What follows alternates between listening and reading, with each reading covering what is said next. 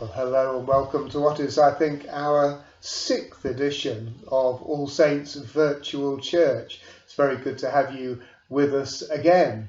And indeed, this Sunday we're making another first as we try to do a service via Zoom video conferencing at 10 o'clock on Sunday morning. If you're listening to this before then, it's still not too late to join us. But this Sunday, the 4th Sunday of Easter, has two themes that are often drawn out of it and two names. One is Good Shepherd Sunday. It's simply called because always on this 4th Sunday of Easter there's a reading from the 10th chapter of St. John's Gospel where Jesus talks about himself being the Good Shepherd. And Psalm 23, that very well-known and much-loved psalm, "The Lord's my shepherd," is the psalm set for the day.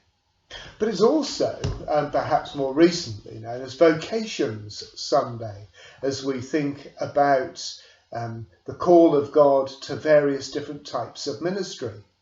And of course, though those sound very different, in fact, there are two different ways of approaching the same theme of listening to the shepherd's voice. In John's Gospel, Jesus talks about the sheep hearing the shepherd, listening to his voice and following him.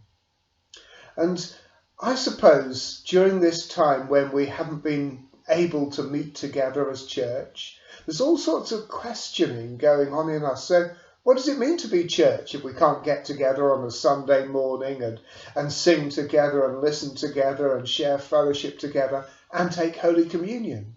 What does it mean to be church? And this time has given us, I think, a real opportunity to listen to what God is saying. Because, of course, we are still church, whether or not we can go in to the four walls of our beloved building together. We are church. But we're finding ourselves expressing that in very different ways. And I guess, too, we'll ask, well, what's going to have changed when we come back together? Are we just going to pick up exactly where we left off? Or will we have learned new things? Will we have adapted and changed for the better?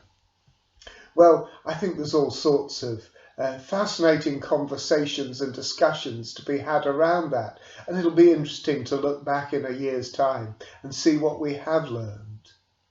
But just for the moment, my imagination was really grasped by a poem that I've asked to be published, so it'll be on your email if you've got that. But I want to read to you too. Now, I'm not a great one for poems always, but this one just seems to me to give us some pointers and some questions as to what it means to follow Jesus now.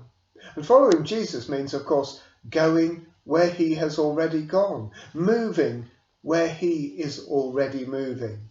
And this is a poem written on and for Easter Sunday 2020.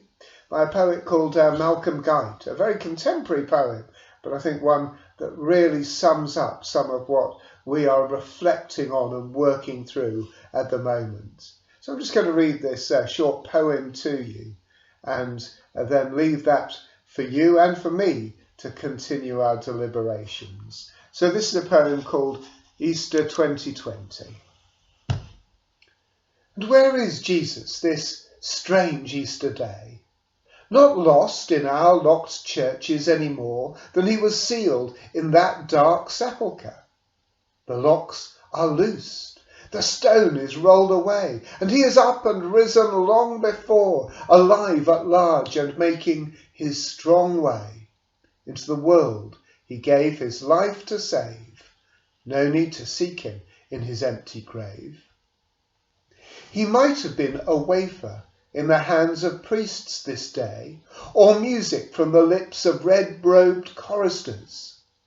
Instead he slips away from church, shakes off our linen bands to don his apron with a nurse.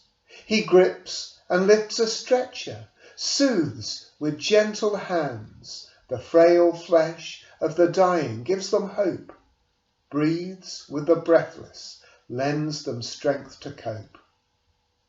On Thursday we applauded, for he came and served us in 1,000 names and faces, mopping our sick-room floors and catching traces of that corona which was death to him.